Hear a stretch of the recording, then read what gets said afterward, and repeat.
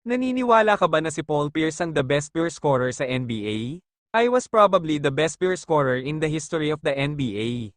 I was probably the best pure scorer ever in the history of the game. Yan ang nasabi ni Paul Pierce patungkol kung sino ang best pure scorer sa NBA. Sa kanyang career nakapag-average si Paul Pierce ng 19.7 points, 5.6 rebounds at 3.5 assists sa loob ng 1,343 game played. Ang 6'7 small forward ay na-draft noong 1998 sa first round na number 10 overall pick.